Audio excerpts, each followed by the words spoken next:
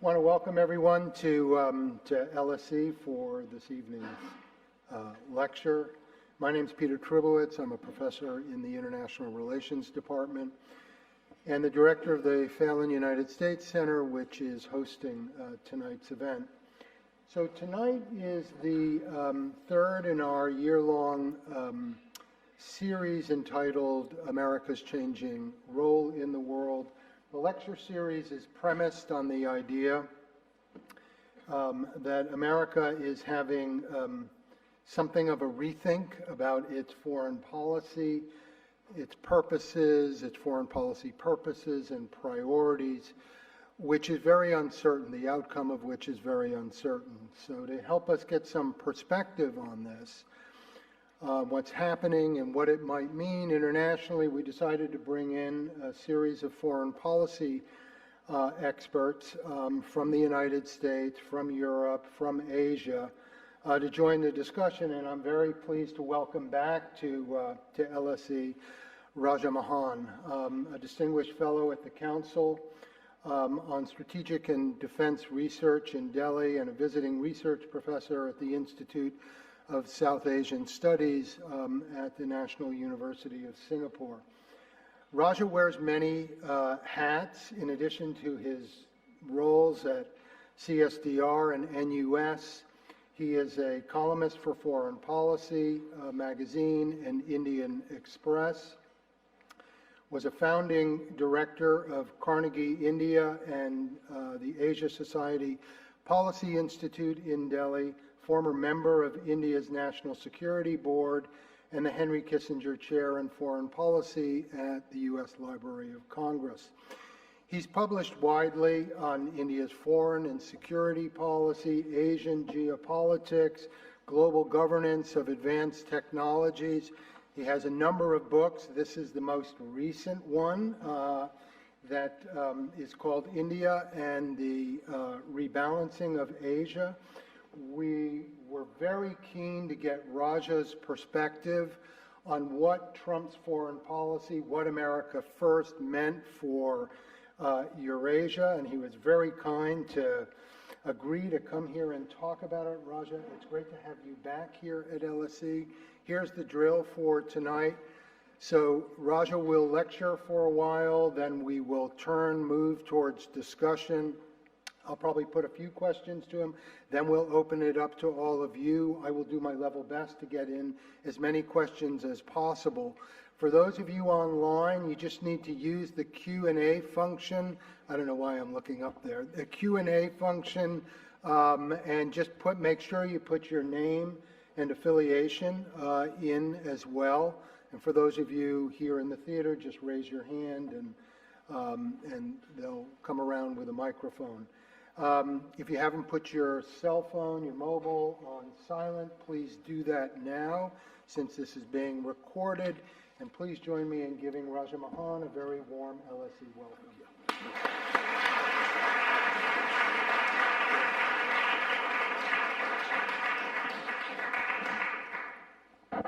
Thank you, Professor Trubowitz, for that generous introduction. It's wonderful to be here this evening with all of you at the London School of Economics. I see a lot of friends here, and hopefully we'll make some more. You know, I'm sure everyone is only talking about America and America first, so why another lecture? I think Peter answered that question, which is maybe distance gives you some clarity in terms of, or at least a perspective, because Trump is such a polarizing figure that whether it is in the United States or across the pond, it is so intensely divided. I mean, it's almost personalized, the arguments that have become. And it's really, for those of us, of course, unlike the Americans, of course, it's their country, so they're going to argue about it. And US, Europe, and UK are allies, so they have some influence, at least we think so, and so they have a reason to be argumentative on that.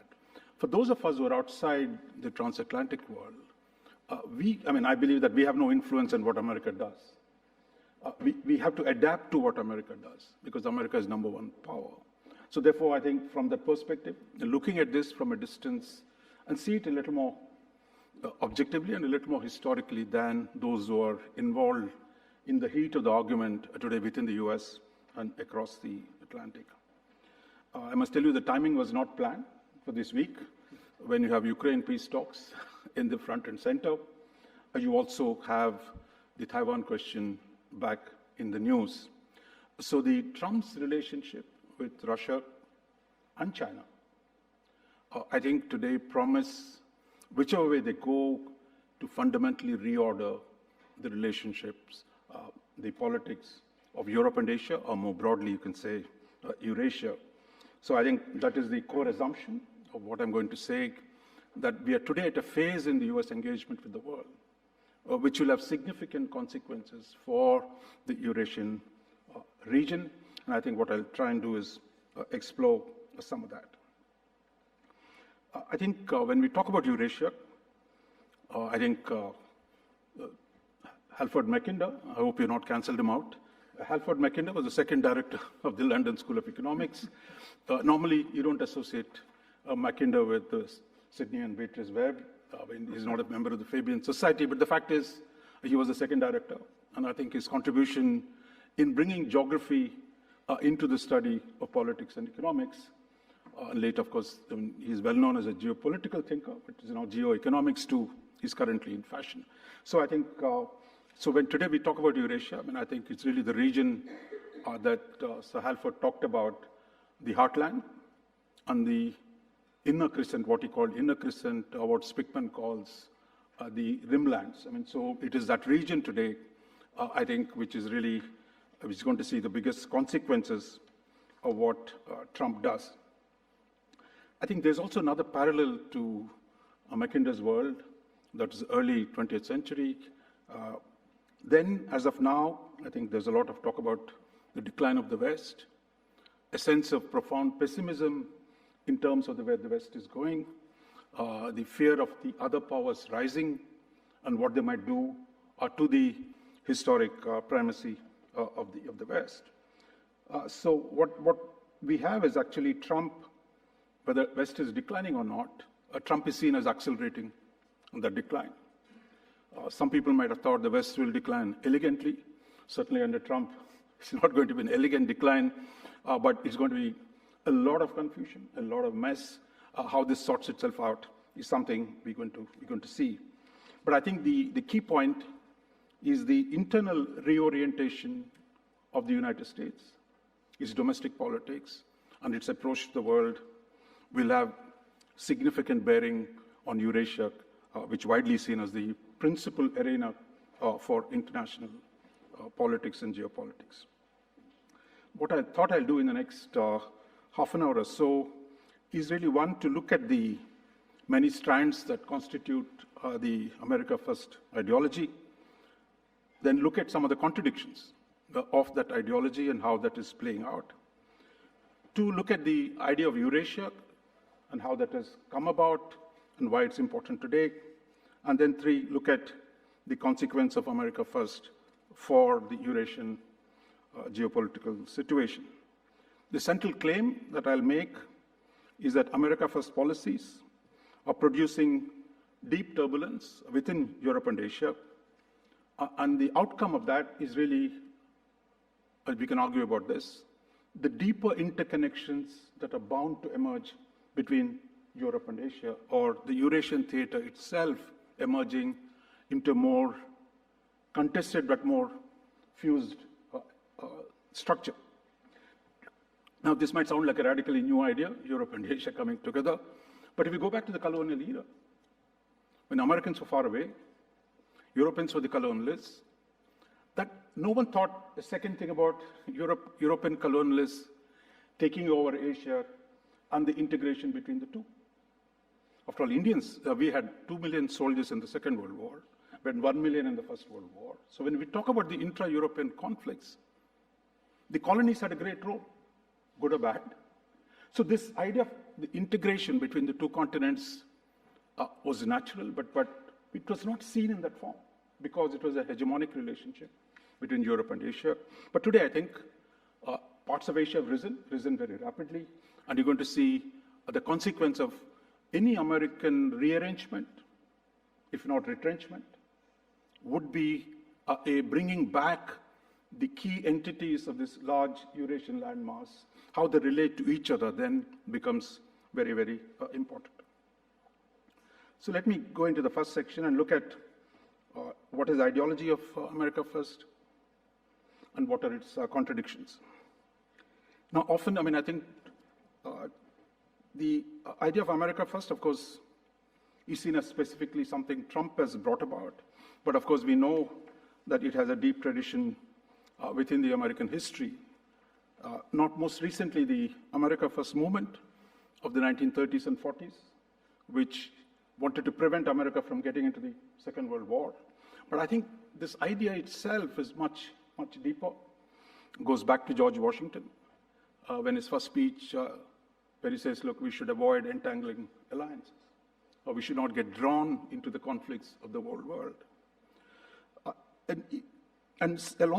After George Washington as well, this notion, which goes back to the founding fathers, that America must be a shining city on a hill, as a beacon for the rest of the world, not one that is engaged directly, that whether America should lead by example rather than making the rest of the world in its own image.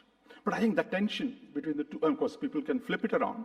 The same people who can use the shining city metaphor to actually say, let's do more things in the world.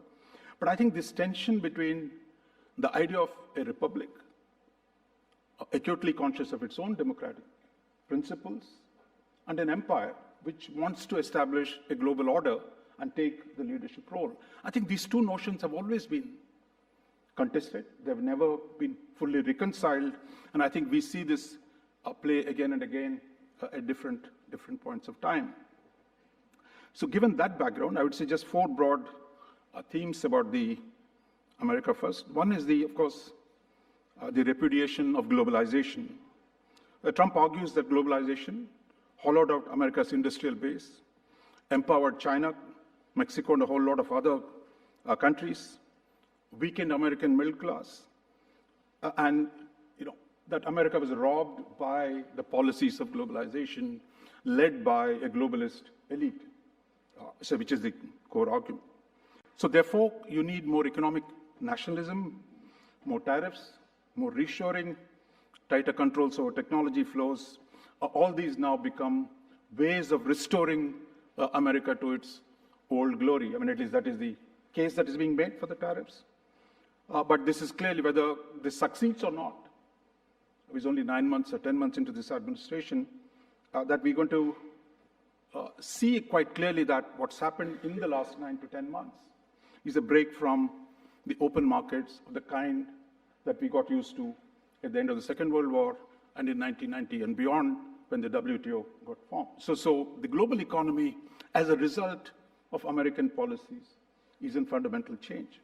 But then, for a realist, if the principles don't work for the number one economy, a rule, this is not, contrary to the assumption, WTO was not Moses' code. It's not set in stone. It was devised by the US. If it doesn't work for the US, it's quite happy to rewrite it. The fact that it has, when everyone thought America's dependence on imports was a vulnerability, what Trump has done is to flip it, make it the principal leverage to force a renegotiation with the rest of the world on the terms of trade between US and the rest of the world. Whether this will actually pan out in that form, or the domestic reaction, we're seeing some of it already unfold. We're going to see whether that will work out or not. But the fact is, the core arguments that were made are having effects on the rest of the world. Second, I think the principle which the MAGA, or the America First movement, emphasizes, countries are not units of economic efficiency. Countries, in the end, are communities. Therefore, this notion that the Wall Street elites or the City of London elites will decide the best interests of capital are the ones, so therefore economic efficiency becomes the mechanism for organizing relationships between states.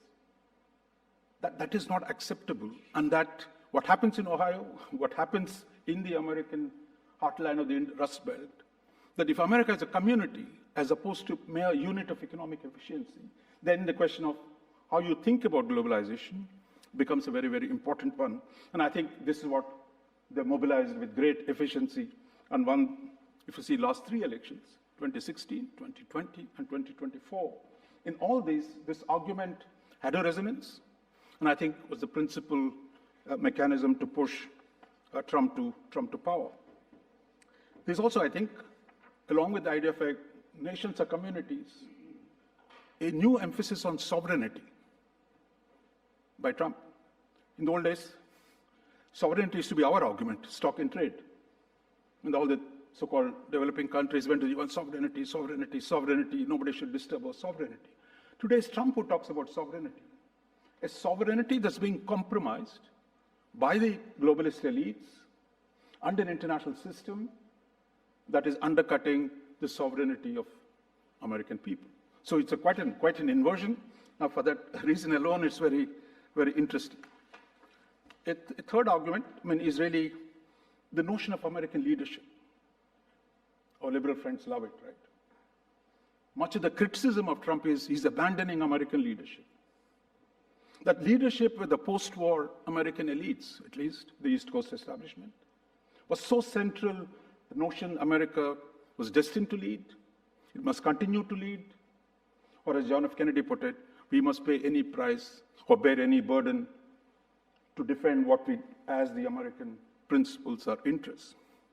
Trump is saying, no, there's no obligation here to actually pay any price, bear any burden. And in fact, the argument is that paying this price and the burden has affected American people, and therefore this needs to be reversed. So it's again a very, very powerful argument, whether this argument against alliances, against multilateral institutions, all of which are seen as constraining American sovereignty, is going to last or is going to change. Again, we'll see something down the road. The fourth, and I think it's less debated, but I think is being debated now, is not only in opposition to this so-called liberal international order, it's also in opposition to liberalism at home. Today, the kind of speeches that are made against the Europeans, including the Brits, on free speech. It's an Americans telling the Europeans, when we saw J.D. Vance's speech in Munich, and today, what the MAGA people say, look, the Europeans are against free speech, they censor free speech. So this is actually the contest we used to have between democracies and communists, or democracies and autocracies, if you will, but this is an intra-Western argument today. It's an argument between MAGA and the European societies. And of course, they're finding resonance in Europe. So whether there's, again, a transatlantic link here between the American right and the new right that's emerging. So therefore, this internal argument against liberal values, and even the emphasis, it used to be China, India, and others, oh, we are a great civilizational state. Now, some of the MAGA people are saying, yeah, we are a civilizational state too. We're a Christian civilizational state. And that we need to re-emphasize the essence of what is being Western, as opposed to simply saying we're just a republic. So here again, I think very deep questioning of core assumptions about what the Western societies are being played out. Now, there are at least 4 contradictions in this ideology. Because there's one thing, you can construct a nice self-contained set of principles, but in the politics of mobilization around those principles, and even more complicatedly, the policies of implementing those ideas create a vast set of distance from how you frame the ideology, what actually happens, because there is politics of mobilization, there's policy, the implementation, the politics of implementation, which produces a very, very different set of outcomes, and the individual who is actually empowered to make that implementation, like Trump, who is himself quite a figure. So therefore, here you are, these contradictions unfold. Even in the last 10 months, we're seeing that. Trump, for example, denounces endless wars, restraint. But yet, if you see simultaneously with the same framing, he talks about peace through strength. There's no cutting of the American defense expenditure, close to $1 trillion. All the other countries put together, the top 10, can't match it. He's talking about nuclear modernization and their demands for unilateral demands for territories of other countries, including of very close Anglo-Saxon countries like Canada. So this is actually, is this a retrenchment or is it actually a reassertion of unilateralism? So therefore, I think whatever the rhetoric of restraint might be, what you're having is actually a deep assertion of American power because the US is still number one. The second, I think, this contradiction between the talk about non-intervention and the process of sharpening interventions that is actually taking place.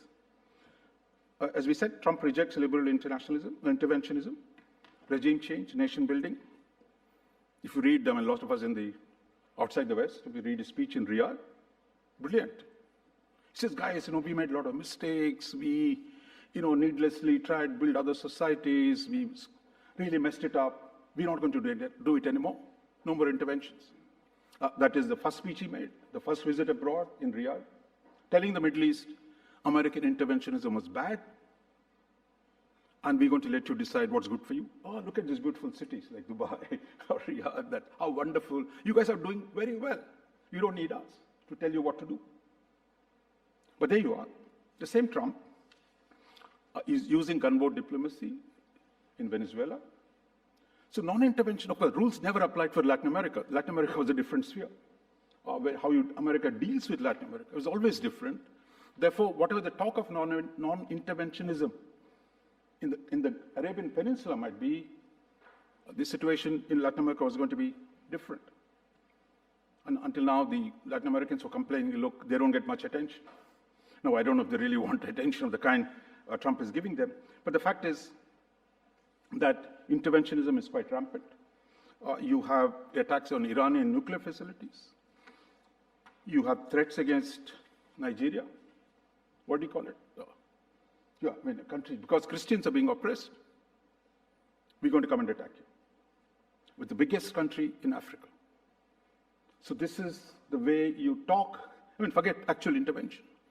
Just the violent use of language against large countries, this notion that the US has the power. Christians are having a problem in Nigeria, therefore, we're going to interfere. I don't think he will, actually. But that's the way you play your domestic politics, but then it creates resonances of its own. The third set of contradictions is American presidents have long been criticized, the imperial presidency, focused largely on foreign policy. So one of the promises of the last campaign was, no, we'll focus on America. And that is what the meaning of America First is. But what we've seen in the last 10 months is hyperactive foreign policy by a president who claims he's solved 8 wars, 7 or 8 wars, he's fixed them, he's doing peacemaking around the world, and he's got this special obsession with the great power summitry. Just announced there might be 4 summits between President Trump and Xi this year. Walter Russell Mead, was a great American who often says, look, Trump is like Teddy Roosevelt. He wants the center of attention of everything. He wants to be the baby at every shower. He wants to be the bride at every wedding. He wants to be the corpse at every funeral. Getting attention of anything that happens in the world, it has to be because of him. So I think this again, so the claim of reduced foreign policy or reduced activism on foreign policy front, an actual record of last 10 months, we've seen unfold quite well. And finally, I would say this whole critique of American empire is not used on the left. If you see the right, MAGA uses the same framing, saying, look, the US messes around the world.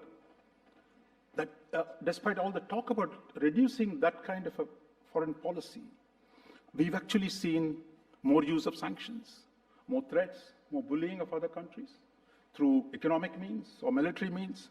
So therefore, are we seeing empire light? Are we seeing retrenchment from empire? So there are enough reasons to argue for all the talk about American decline or American retrenchment and American withdrawal is actually the same empire trying to assert itself through new means. You could argue whichever depending on where you sit. So I think the contradictions are real, and I think how these contradictions play out in the next few months, I think will have a lot of bearing on the Trump presidency itself and what we're going to see actually. Many of us who follow the US know how an administration begins is not how it concludes. So 3 years is going to be long, but I think the tone that has been set need not be the one that actually we'll end up with, but this is something we have to engage continuously over the next 3 years. And that brings me to the second part of my title, which is really the idea of Eurasia. I think Eurasia is not just merely about a single name for Europe and Asia, but I think today it has acquired a whole range of political meanings. As I said, look, if the Europeans, going back to the Greek times, the notion Asia was something different. How you imagine the land beyond the Mediterranean, that was always an issue. So in a sense, the framing of Asia as the other, different, there was not an automatic framing of as a hostile other, but there was another, different from you. That notion went up and down in different forms. And of course, in the colonial era, you saw the idea that, look, Asians were not civilized, they need to be civilized, therefore the framing of a rising Europe, how it thought about Asia, were again framed in such a manner. And then there was the opposite of this as well. Many of us in Asia thought we are different. Europe is imperialistic, Europe is hegemonic, therefore Europe and Asia are different. Or as people like Asianists, like Tagore, or a whole lot of Chinese nationalists, to frame Asia as one. Asia is different from Europe. We are more spiritual. We're not materialistic like the West. So this constant framing of each other as different entities is a long, long tradition. But then some of it was punctured by an Austrian geologist, Edward Suess. Somewhere in the mid-19th century, he said, actually, look, you guys all belong to the same place. That it is actually one continent. That this is not two different worlds, as the assumptions were being made. And actually, later his arguments were confirmed by the tectonic plate theory, that you have a Eurasian plate. These are not. But then the geological argument was not good enough, because the politics had been invested with the difference, the emphasis on the difference, and the need to use the difference for various political and other purposes. So geological unity is one way of thinking about Eurasia. A second, Eurasia is one of strategic Eurasia. You can say Mackindor's famous formulation of the Eurasian heartland, that it is vast, rail-connected, resource-rich, could produce a land empire that was capable of challenging the Anglo-Saxon or the maritime powers of the West. So that argument was premised on the geopolitical arguments and not on any difference in terms of culture, politics, and other things. But there was an interesting resonance between Mackindor's heartland and the idea of a middle land that Russian nationalists developed over the period. The Russian Eurasianist idea. Russian thinkers in the mid-19th century cast Eurasia as a civilizational space, with Russia as the center, neither Asia nor Europe, but a uniquely independent space that had its own sense of mission and destiny and its own independent features. Some of the Eurasianist ideas in Russia are parallels with the Slavophiles who were resisting the westernization and modernization in Russia. But so the Russian Eurasianist idea is very popular today under Putin. You can't believe this is the same Soviet Union, just 50 years ago, was talking about internationalism in its purest sense. But today, the framing of Russian arguments are premised on the Eurasian idea. And I think how this gets settled is something we got to see. And then, in the Cold War and others, Brzezinski, for example, his book on the Grand Chessboard at the turn of the century, where he talked about Eurasia as a single theater, and that the American strategy must remain not to allow a single power or a coalition of powers dominate this vast land. And I think that is a theme, of course, is long run in the Western theories about how to deal with the Eurasian landmass. But I think today we see a different form of argument that is emerging, which is the rise of China and the integration of Eurasia through rail networks of the type Russia barely had done in the late 19th century or the early 20th century. You have trains running from Shanghai to Duisburg in Germany.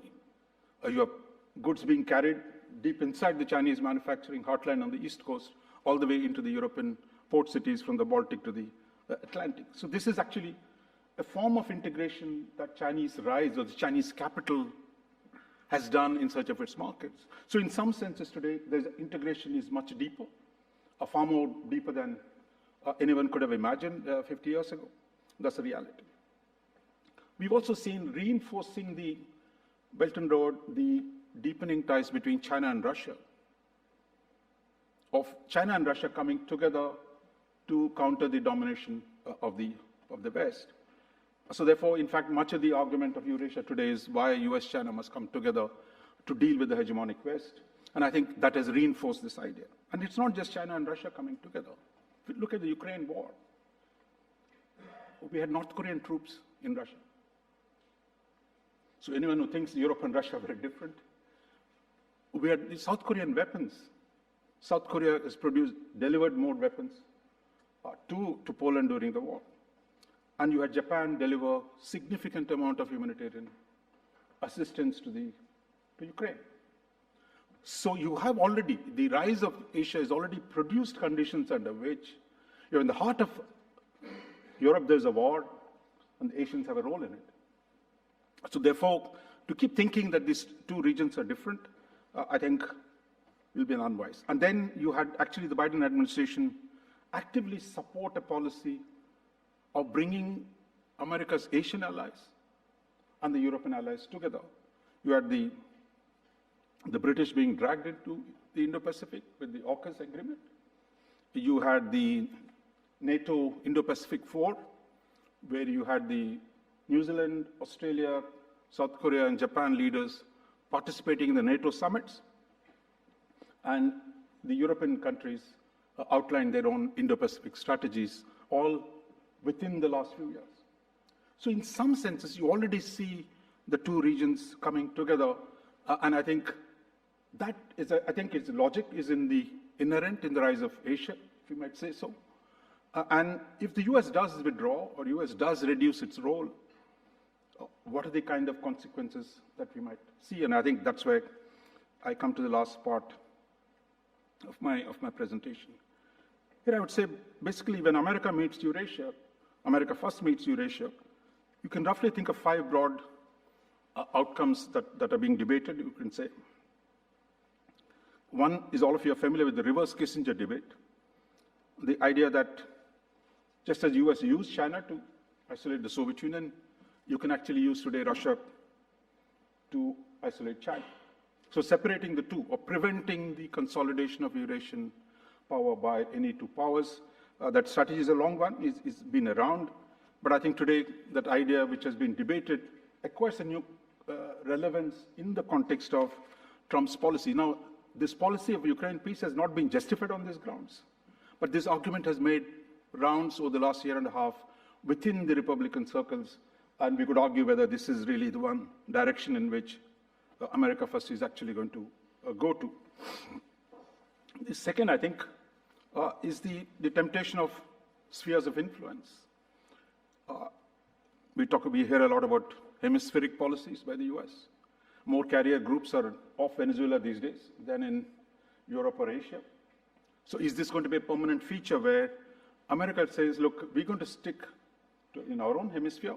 We've got to get rid of the Russians and the Chinese from this sphere, and that we're going to let China and Russia develop spheres of influence of their own. While this looks neat on the paper, it's just not going to be easy to do spheres of influence. Already we're seeing in Europe, the idea that Europeans are going to accept, West Europeans are going to accept a Russian sphere of influence is just not going to work. Or the idea that Japan, India, or others will be happy to live happily ever after under a Chinese-dominated Asia. It's not going to work. But I think this notion that a great power diplomacy, that you could work with other major powers to produce some kind of an order, I think that quite clearly is important for Trump at this point of time. Whether this will actually succeed or not is something we're going to see. A third aspect, I think, the consequence we have to, is what do the allies do if the US is sending mixed messages? How do you deal with a new US which is uncertain, which is not sure about its security commitments? And I think that brings us into most of the America's allies and partners into real serious question. All of them talk about the language of strategic autonomy, not just India today, in Europe. But then here is the problem. As St. Augustine said, "Oh Lord, make me virtuous, but not just yet." It's all right to talk about strategic autonomy, but you're not going to be able to do it 10 years, 20 years. What do you do in those 20 years when you've got to keep Americans in? So that problem of keeping the Americans in for any reasonable, stable structure in Europe and Asia is there with us. But at the same time, you've got to hedge against American uncertainty. So what you're seeing happening in both Europe and Asia is simultaneously trying to please the master, but at the same time, try and develop alternatives. And I think we're seeing a lot of that happen. Diversification on the economic front, diversification on the security front, whether it is the EU trying to do more trade deals in Asia, or whether it's Asians, Japanese connecting with Europe to develop economic military capabilities. So broadly, this set of Eurasian, cross-cutting Europe and Asia economic and security links is a new feature, and I think that's going to be with us for a while. The fourth issue, what's happened in the last few months might be, remember that famous abbreviation RBIO, Rules-Based International Order. Is it there still? If the Ukraine peace deal goes through, what does it mean? Even if Russia gains a sliver of territory by use of force, the core principle of what we say is the rules-based international order is that you don't acquire territory by use of force. So therefore, the notion of the last few years that we have a rules-based order was proclaimed, it's not very clear to me whether that will actually survive. And here, remember the Japanese Prime Minister in 2022 said, Ukraine is the future of Asia. You can flip that now. If Ukraine's territorial loss is justified in the name of higher peace, can Taiwan be done the same thing? Already, we've not been able to stop China from acquiring territory in the South China Sea. Therefore, if the RBIO is not there, does it give license to large countries to do what they want? And if the dominant power is not willing to really defend the territorial status quo. And the fifth set of issues that are coming up, I would say, is really rearmament. Europe is already talking about rearm Europe. We have 5% defense expenditure. I don't know if that will actually work. But the fact is the promise has been made. And I think that's something we got to see. Similarly in Asia too, Japan, 2%. South Korea expanding its defense capabilities. So therefore, I think rearmament, given the American uncertainty, more military spending, more military capabilities among the major powers is going to be part of the story. We also have the return of nuclear anxieties, if you will. You saw the British and the French talk about the Lancaster House Agreement, where they say, look, if American nuclear umbrella is not there, what do French and British do? So, it's really talking about coordination, collaboration, consultation. It's really, they're not doing anything more than that. But the fact is that the Lancaster House 2025 agreement on nuclear issues is being talked about. That itself is interesting. Polish, I believe, are interested in the nuclear issues these days. Germany, there's not much of a debate. But I think the question of Germany having a finger on the trigger, that takes us back to the 1960s. The MLF, the multilateral force. In Asia, of course, South Korea, there's a pretty serious discussion on the nuclear issues. Japan, much less. But I think that debate is a matter of time. If China gets more assertive, what do the peripheral countries do? Meanwhile, we saw the US actually support the AUKUS. Trump has reinforced the commitment to giving nuclear propulsion technologies to Australia. Now, I believe he's agreed to do the same with South Korea. So you're going to see more nuclear beyond the conventional armament, and I think that's going to be around in our region. So finally, I would say that a US that is uncertain about its security commitments brings us to the core question of what do the regions do to deter Russia and China?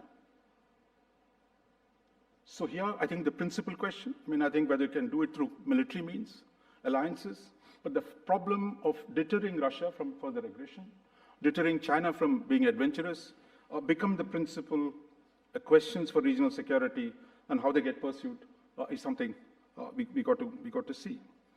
So then that brings me to wrap up, just to say one or two broader themes. I think we're moving from an idea of post-91 liberal order to one which is far more geopolitical, geoeconomic as well, if you will.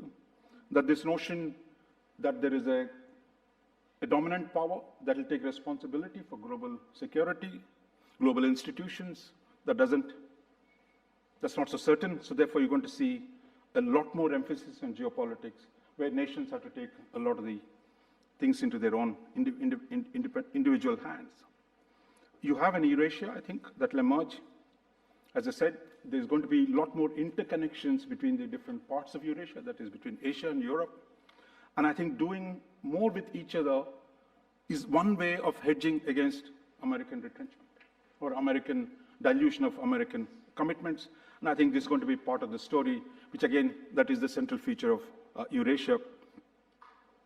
Finally, I would say that Eurasia's future, as we said, is going to be contested in terms of how we deter Russia and China, in terms of what are the cross-regional, cross-geographic linkages that we can set up.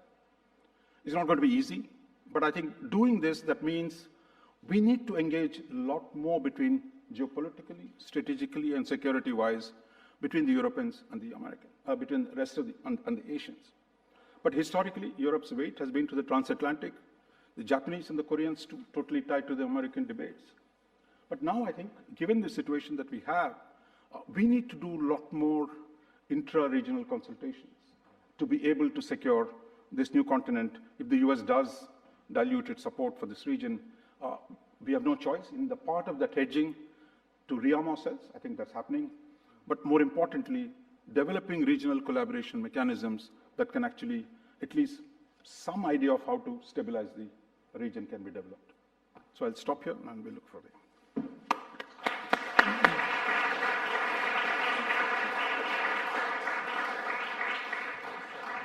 So Raja, that was terrific. You covered a lot of ground. I've got a couple questions for you, maybe to just start things off. I mean, in some ways, U.S. policy towards Eurasia, as you pointed out, I mean, the core idea was to maintain pluralism on the landmass, to prevent any single power or group of powers from gaining hegemony. And so it wasn't that the U.S. should control Eurasia, it should just make sure that nobody did. But that was through engagement, through forward deployment, and that the U.S. had to be present on both bookends of the Eurasian landmass. In a way, you're kind of making an argument that we might see from American retrenchment, pluralism. It seems to me, if you're talking about it somehow bringing Europe and Asia, in a sense, together, with a lot of players involved. So that's a very kind of interesting proposition. I think maybe I'd like to hear you just kind of maybe riff on that, or maybe I should just stop there for a second. Yeah. In many ways, I think this is what the Brits were doing, right, in Europe for 200 years, not to let any one power dominate Europe. Now, if that was a logical, core, structural feature, then before the Americans came on the scene, it was done through alliances, mostly European, but in all of which, as I said, look, we all had a part in it, those who were outside in Europe. the resources of Asian resources had a critical role in shaping those intra-European battles. Whether it's the two world wars, or in before, for those of you who talk to maritime historians, those who talk about world history, the connections between the Carnatic Wars and what was happening in America. So the relationship between Britain's imperial defense versus the European security. There were always interconnections between those two things, and I think that's true of the other imperial powers as well. So this is actually going back and assuming a Eurasia without America. I mean, it's not going to fully happen. That doesn't bring the world to a close. That we have experience from the past where we need to collaborate. We did collaborate with each other in different forms.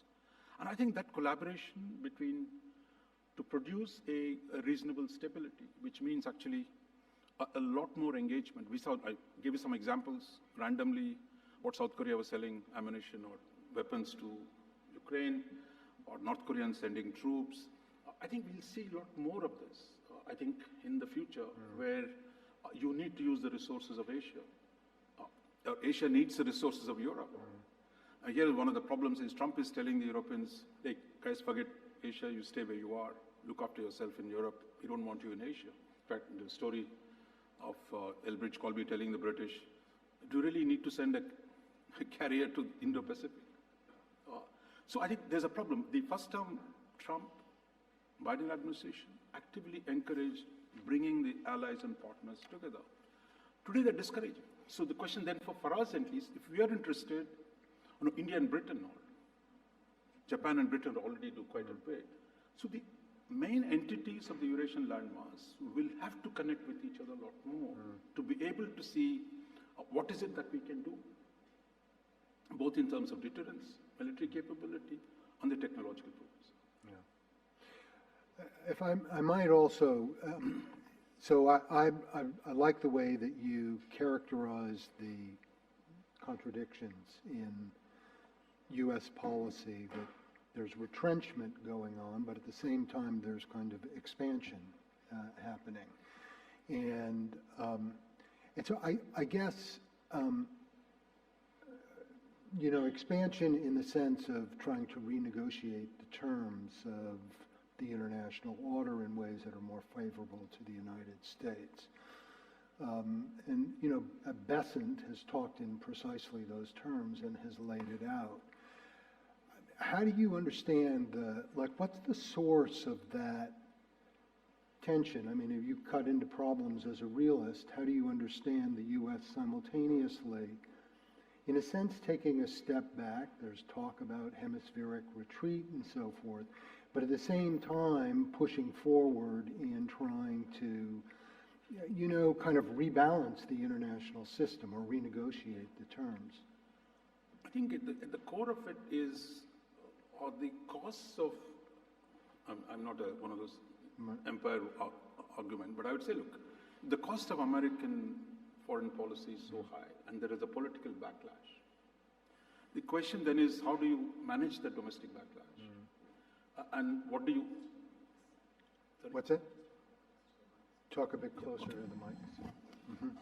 So then you have to manage the domestic backlash, while at the same time, your global interests have not just disappeared. That is, you see the fight between American tech companies and the European Union.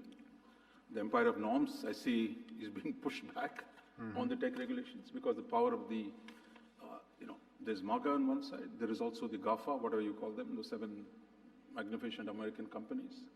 So I think the interest of that sections has not disappeared.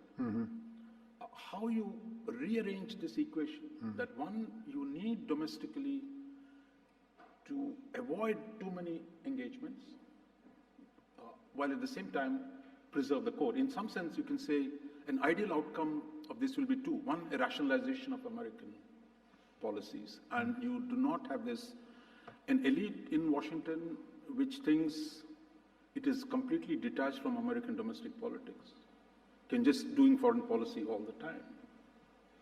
That is not possible. But it has to pick and choose at least some priorities where you do those things rather than simply say, I'm in every corner from Darfur to Fiji to, that we have an obligation to play God in the world. That was always unrealistic. And I think in some sense, a tempering of it could be one outcome, which is a rational outcome. Other is to European allies and Asia. I mean, you got to do more for your own security. I think there is a logic to that you need to distribute the burden of how you do this, rather than simply the American taxpayer will forever pay for European security and for Asian security. That again, I think a good president could have renegotiated these terms. In some sense, you saw initial attempts at it in the Biden or under the Trump, of saying that, look, you can restructure this without disrupting the whole system. But I think under Trump, there's a danger that in an attempt to reorganize, rationalize, you might actually destroy the system as a whole. I'll open it up. Why don't we start right over here? Gideon, I'll give you the first question. Right here in the front. Yeah, this gentleman with the pink shirt. Thank you. Hi, Gideon Brackman from the FT. There's so much in your lecture, lots of interesting points. One I thought that struck me particularly towards the end was where you said if Russia succeeds in taking territory by force, that's the end of the rules-based international order, and that could lead to other countries, particularly China, attempting to do the same. And I was kind of interested because that is the argument the Europeans have been trying to make to India with very little success for the last 3 or 4 years. Is that argument finally getting through in Delhi, or do you think India still doesn't really kind of accept that those are the stakes in the Ukraine war? And even if they do now, isn't it a bit late? Because that seems to be what's about to happen. I didn't say the Americans taking territory. They have not yet taken Canada, but it's... No, I mean the Russians taking territory, yeah, sorry. Chinese have already taken, Americans, Russians are taking. Now, I think, and I'm not speaking for the government of India, I think some of us have argued in Delhi that, look, in principle, I think it is something we should have opposed, Russian invasion of Ukraine, because our own position on Kashmir or various other places, actually conquering territory by use of force and then doing a fake referendum, were just not acceptable to India's own core interests. But then I think, how countries are, but here in this case, because Russia is my friend, so I'm not going to criticize the Russians. Now, but my view is from a realist point of view. India is not Europe's problem on Ukraine. The Republican Party, which blocked aid for a whole year, and now Trump himself. So if Trump is going to cut a deal with the Russians, our silence, hypocritical silence, has done less damage to the Europeans than a Trump that says, look, we're going to cut a deal with the Russians. Take it or leave it. If you don't do it now, you're going to lose even more territory. So now you are in that territory of argument. So I don't think India has done much damage to European security by not, raising, voting with the UN in the Security Council. Most developing countries did not. And there again, if you went to Africa, most of the African countries said, look, Russia stood with us on the anti-apartheid movement. Europe was not there. America was not there till the last moment. So I think that is really a shallow diplomatic play. The real question is, if today America says, look, for Ukraine, the best option is to give up territory, then that means something for the rules-based order, right? I mean, for whatever reasons, you had to sacrifice eastern Ukraine to ensure peace in Europe. And Chinese case too. In fact, if you apply Ukraine as the future of Asia, Taiwan argument will be similar. So I think the issues here are much broader than the Indian prevarications. I thought, we could have done what Turkey had done. Turkey was critical of Russian intervention, but they're also at the forefront of peace and actually producing solutions. I wish we had done that same thing, something similar. Other hands? Right back here. I'll come to you next, Chris. Thank you very much for your insightful talk, Dr. Mohan.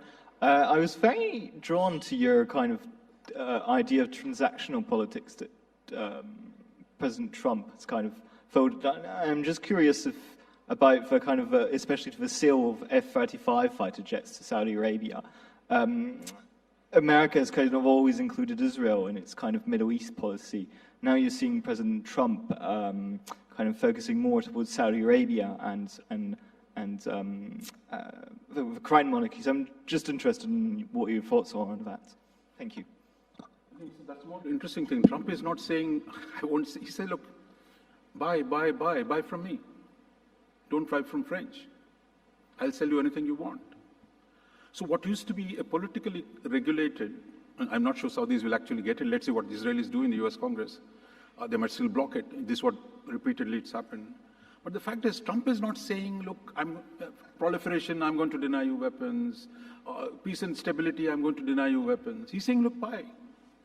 In fact, the whole trade argument is reduce the deficit, buy more from America. And in the European case, of course, is to prevent Europe from actually building its own, will also be part of the strategy, I presume. So I don't think South Korea, he told the South Koreans, oh, you want nuclear propulsion? Be my guest. Even more interestingly, while the non-proliferationist in Washington have long argued, there was a 1992 agreement in the Korean Peninsula. Koreans can't have reprocessing or enrichment. While Japanese do reprocess, the Koreans always wanted the discriminatory clause to go. Now it looks like Trump has agreed to say, okay, you want you want to make your own plutonium? That's fine with me as long as you build nuclear subs in Philadelphia. So I think this was the combination of economy, commerce first, loosens a lot of the old, shall we say, the liberal internationalist rules-based, there is a non-proliferation system, therefore we can't do this to you. You signed an agreement, so we can't give you, to one way saying, look, okay, you build yourself up as long as you buy from me.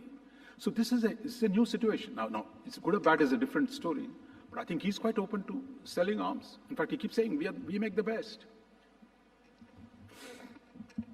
Chris, yeah, right here. Thank you. Just to say, there are about 80 people watching online from countries including China, Kenya, Spain, Turkey, India, Brazil, Germany, Italy, and the US. Our first online question comes from Nurulaman Abbas, who is an alumnus of LSE Ideas. They ask, do you think Eurasian integration will be limited to the extent of liberal democracies? Will the EU be restrained by its values for more pragmatic relationships with Asia? Thank you. I'm not sure I'm not sure I caught it either. Sure. Do you think that Eurasian integration will be limited to the extent of liberal democracies? I think neither Americans are talking about it, nor Russians and Chinese don't talk about it anyway. But I think at this point, look, the core economic and security considerations, Europeans talk about it, but Europeans today also have to walk away from being the empire of norms and the pure positions they've taken in the past. My sense is diversification is already taking place. I mean, if you go to Brussels, the principal objective is diversification on the economic front. Indonesia, Japan, right, sign new trade agreements with India, wherever you can get. Military-wise, EU is talking about doing more in the Indian Ocean or working with, or for example, Japan and Italy and Britain are trying to make a 6th-generation fighter aircraft. So I think things are happening. Whether this will all add up into a real architecture is something we have to see.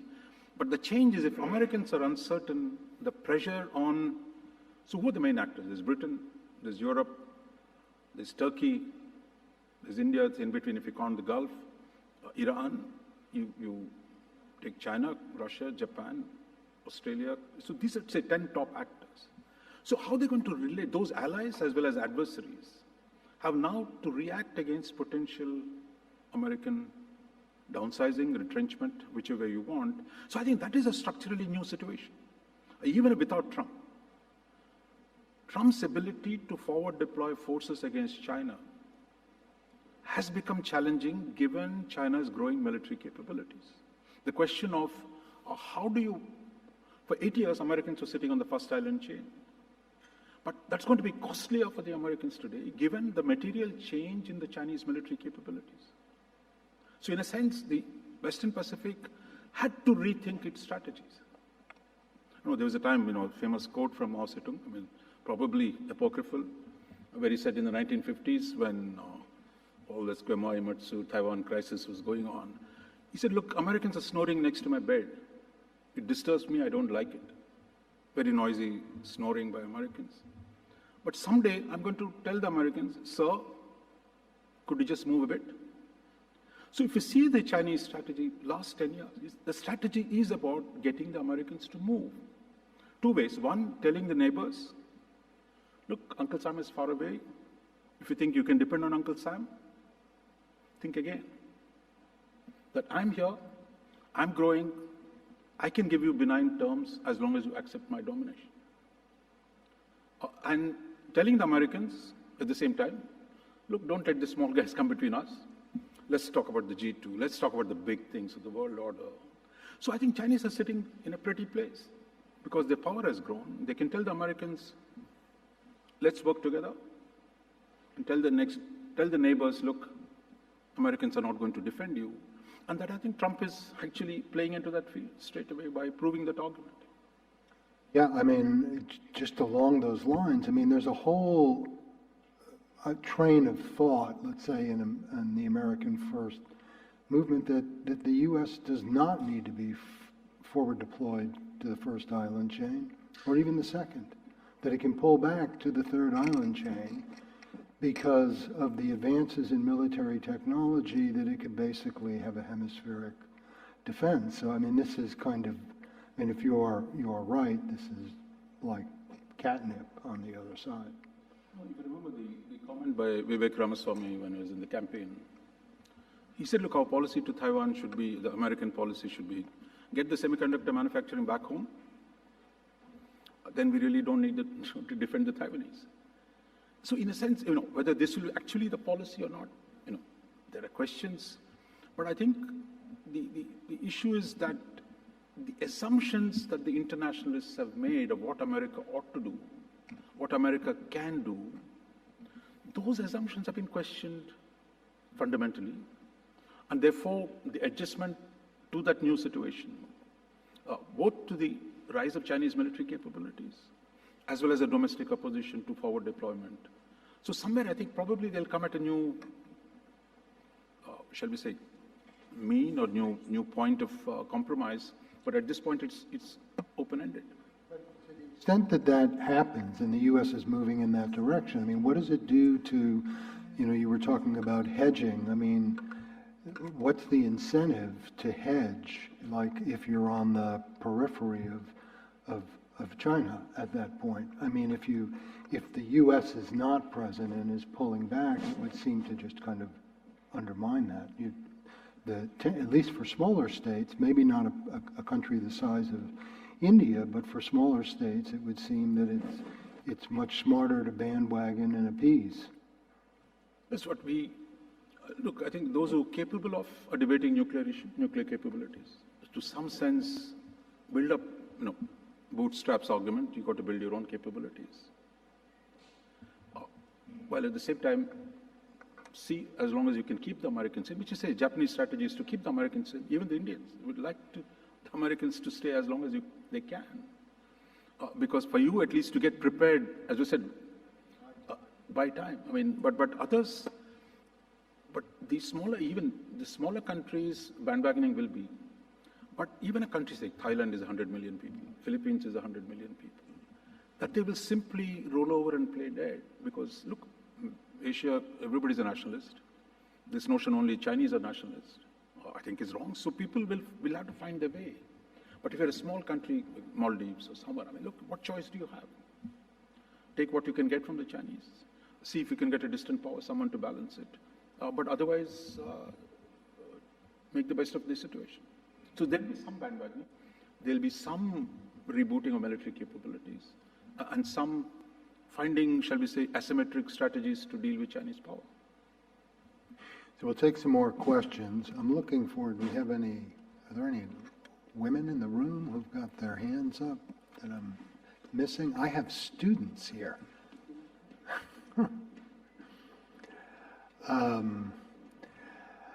Okay, we'll take this.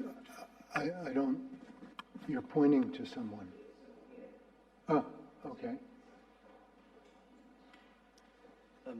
Recently, we saw when Dick Cheney died that J.D. Vance spoke recently and said that since the 2000s, the Republican Party sort of took a different direction in its foreign policy, and it doesn't want to return to the sort of open borders, getting involved in wars. But do you think really that the new direction of foreign policy that Trump's taken is that much more dangerous than what Bush proposed of other countries' problems are our problems? And how much more dangerous is the sort of new foreign policy that Trump's taken on with America First compared to sort of what the neoconservative 2000s Republican Party sort of proposed?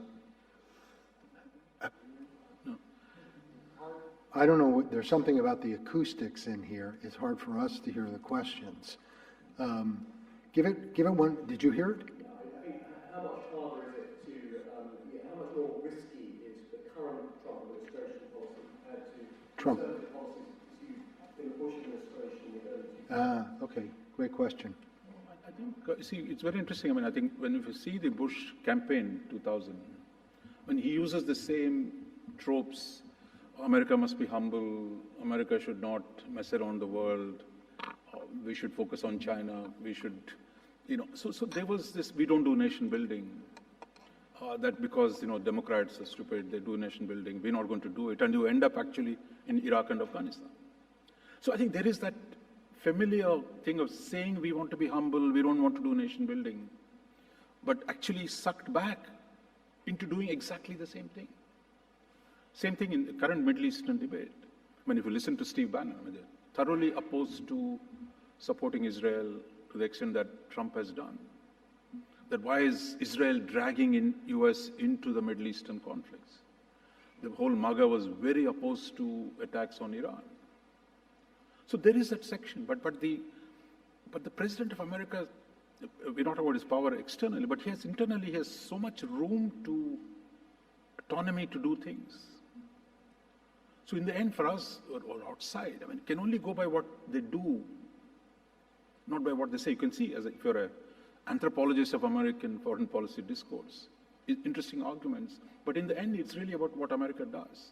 So that temptation to do things constantly, despite opposition at home, that endures. But whether this is a permanent feature or not, we can't say. So there are interesting similarities with Trump. But today, in a sense, the challenge that China faces, China presents, is much bigger. In 2000, Bush said China is the problem, we're going to deal with it, and ended up actually focusing on the Middle East. But today, China is second, $20 trillion economy, $250 billion defense budget. He's producing chips, he's producing AI software. So China is not, Bush didn't have to deal with a China that was a real power. In fact, they were the ones who argued, responsible stakeholder, let's bring in China in. That was again a Bush argument. So, how about this gentleman right here? Thank you, Dr. Raj Mohan. I hope I'm audible. Yeah. My question is regarding the swing states, countries like India, Indonesia, and Turkey. So would it be okay to say that, the swing states seek a collective weakening of the West so that it gives them more space to negotiate and more space for their views to get expressed? And from where does this confidence come from for them? Because where is the red line as far as what's happening in Europe is concerned? See, these states, a lot of them have agency, certainly. But take, for example, on the tariffs issue. Here is a problem for most Asian countries. America is the only importer. China doesn't import too much. Therefore, you need the Americans. You saw the ASEAN summit where they went out of the way to please Trump. But China is destroying a lot of their medium industries because China is, is producing so much. So you can say what you want about geopolitics, but on the economic front, the US remains the principal market. So all of them import from China and they're exporting to the US. So I think that problem, you can't take it away. So near term, you've got to preserve that access to the American market. And that's the reason why when Trump is, openly challenging the WTO, nobody went to WTO to complain, right? All of them queued up in Washington to get their own bilateral deals. But that's the power of the US market. Now, you can say Trump is squandering it, Trump is destroying it, but the fact is, at this point, whether the EU, which went and did a deal because they needed American support for Ukraine, that was at least the argument, whether Indonesia that wants to preserve its access, For India, that US is our biggest market. So I think this is where Trump actually leveraged the market size to play the game. But whether it's good long-term or not, it's a different story. But otherwise, they can come together. But the fact is, in BRICS, I'm not sure by just coming together you can make it. Let's take the Gaza resolution that was passed 2 weeks ago. 13-0. On a resolution thoroughly pro-Israel, completely one-sided. And Russians and the Chinese simply walk away. They don't veto. They don't even sit there. Russians and Chinese abstain. Why did they do that? Because most of the Muslim countries, even before Trump went to the UN, issued a statement saying that we are fine with it. Because they were cheated out. That's a different story. So where is this great, if you go to Malaysia, Indonesia in the last few, the only thing they had was Gaza, Gaza, Gaza, look at the Americans, genocide. And when it comes to a crunch, none of the BRICS countries voted against the resolution. None of the Muslim countries voted against the resolution. Because for all of them, again, keeping the US on side is important. And I think this is where, I'm not a declinist, but I think Americans still have so much power that you can actually mobilize the Muslim countries in a resolution that was thoroughly pro-Israel. And the only guy who opposes it is the Israeli ambassador. After the resolution said we're not going to implement this anyway. You can say what you want.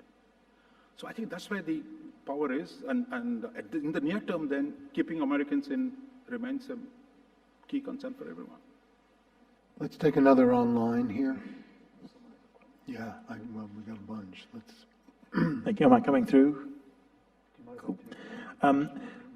This question comes from Robert Cutler, who asks, can you please discuss the place of Central Asia, the South Caucasus, and the Trans-Caspian corridor in relation to the largely great power perspective that has been discussed so far? Thank you. I think here it's called the Trump corridor. So you can say he's actually, where Americans are largely retreated from inner Asia, he's trying to come back in some form. So I think this way, I think the US still has enormous possibilities where to do new things. Some of the things I think Trump is taking advantage of. And with the Turks on his side, he's been able to do quite a bit in Central Asia. For the first time, you had the US Central Asia Summit. Otherwise, the Central Asians were quite, barely got to meet the US president. And now you have that, where actually not just Russia and China that dominate Central Asia, but US doesn't have the physical access. It can't do too much military. But I think this is where everyone has their contradictions. It's not all of us are losing sleep over the American empire. Indians are not, because they have a China problem. You have, if you say the Japanese have a China problem. So those who want to see the US balance would continue to want to support the US playing a role. But the problem is today the personalized, rough and ready diplomacy that's going on, which makes it very hard for people to do that investment. Okay, the gentleman way in the back there.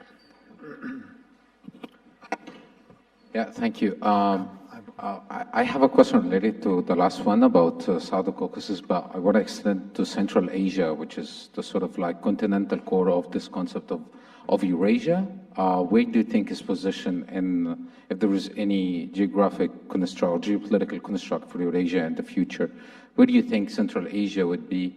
Also, especially that the Russians are retrenching. We see more activism for China, Turkey.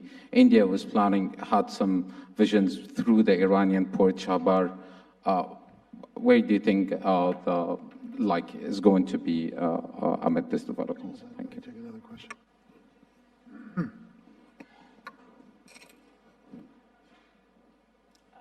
Thank you. Paparella from King's College London.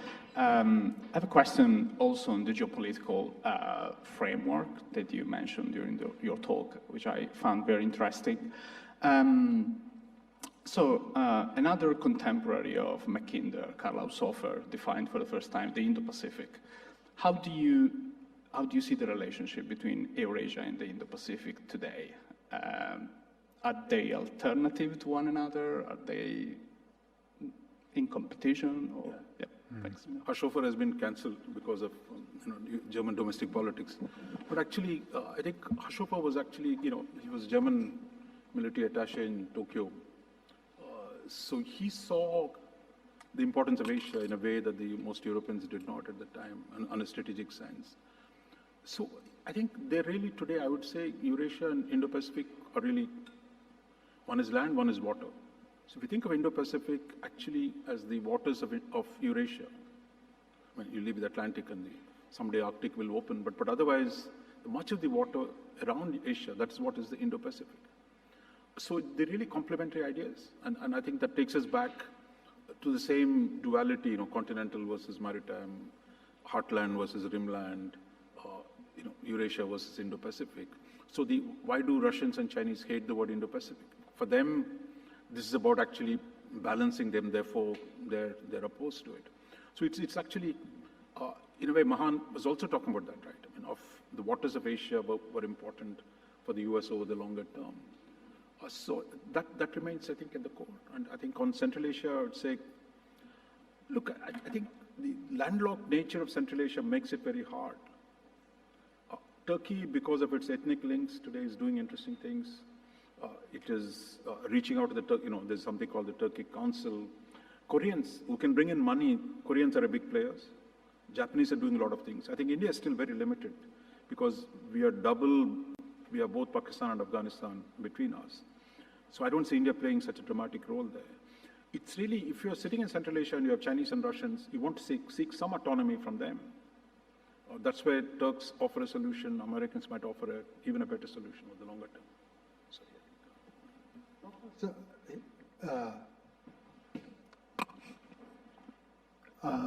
how about the gentleman in the blue sweater, or light, yeah.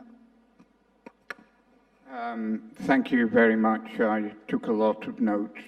Ewan Grant, UK Defence Forum. I did write a review for Chatham House of the original edition of Tim Marshall's Prisoners of Geography. I mean, what a book, what a message it says. My question for you is, and it's only partly based on the news this week about the US Constellation frigate program. My question is, how long do you think it will be before China takes Taiwan, either by assault or more likely by throttling it? Can you hand the mic to the person right to your left? Well, yeah. Thank you for the talk. Recently, we saw China announce construction of a dam along the Brahmaputra River. As you know, that's a major river for India, and it's already water, a country with less available water capacity. My question, I guess, to you was, given the U.S. withdrawal from Asia and China's increasing rise, we saw that China did not actually announce construction along the Indus River because it runs primarily through Pakistan, which is a Chinese ally. Do you believe that China's neighbors will be more likely to renegotiate the relationship on terms that China finds more favorable? Okay, that's great. Can you hand it up to the woman right in front of you? Right there. Perfect. Hi, I'm a sixth form student. My question to you is, do you think that China's relationships with Africa and Latin America are mutually beneficial or more leaning towards self-interested, like U.S. involvement? Great. I think that we'll let this younger student down here get the last question in, and then I'll let you take it home. Yeah. Raja, thank you for a brilliant talk. Just a quick question about India. I mean, India obviously has always argued that multi-alignment and realpolitik shapes the world. Now we seem to be in a world like that. What does this situation that you've described so well mean for Indian foreign policy interests, particularly vis-a-vis China and Pakistan? Okay. No, on Taiwan, I think I'm an outlier on this, but my sense is Chinese will keep rattling the cage. They think they can do this without actually use of force, take advantage of, just as they took advantage of Nancy Pelosi's visit to ramp up pressure, they're going to take advantage of what Takaichi-san's statement, and they're going to keep ramping up the pressure. And internally, in Taiwan, I think it's divided between the Kuomintang and the Democratic Party. So there will be differences in terms of how to deal with China. That again, I think, gives China a lot of options to keep pushing and salami slicing rather than do a big invasion. Because the problem, after seeing what Putin has done and failed, to do military intervention and not win 100% will be a disaster for Xi Jinping. So time is on their side. They don't have to do very much. Just keep up the pressure. Americans will start, Trump is doing half the job for them. So if you create uncertainty, Trump has generated so much uncertainty. So I think China has really, don't have to work too hard to raise the temperature on Taiwan. I think on dams, look, China has done this before on Mekong. So Chinese capacity to do these kind of things without much resistance has been in evidence. The question is, Americans are not going to come in and UN is not going to come and say, guys, you're doing a bad thing. So I think this way might is right. Will work. It's always worked on Mekong, certainly. It's going to, at least on the Brahmaputra, I don't know. There is a large amount of catchment or rain takes place south of the Himalayas as well. So it's not as if they can block all the water, because some of the water actually is collected below the south side of Himalayas. But it's interesting. I think Chinese Communist Party has been called Communist Party of Engineers. So there's big projects. I don't know if you've seen the recent book. America is run by lawyers and China is run by engineers. That the temptation to do these big projects is very difficult for lower riparian states to contest and challenge it, given the overall power of China. And I think we're going to see China get away with a lot of those. Which is the question on China, Africa, right? Look, I think, here again, I think what Trump is doing is actually helping China. Trump on one side talks about, look, we got to go back to Africa, let's focus on trade and not aid, let's work with them. And next morning, you tell Nigeria is a disgraceful country. You have actually stop-go kind of engagement with Latin America, in Africa. Well, China has steadily, last 20 years, China today has a $300 billion trade with Africa. But it has created a lot of problems as well. But I think given where the US own unpredictability and China's capacity to bring in resources, capital, technology, you name it. So I think they're going to continue to grow. And this way, Europe has not done much in Africa, where it should be actually historic role. Actually, what little role they had is also they're losing some of it. The French have been pushed out of Africa quite a bit. So I think if in any Eurasian strategy for the future, I think the other actors, if they don't pay attention to Africa, I think the Chinese gains would be phenomenal if they're uncontested, their current positions in Africa.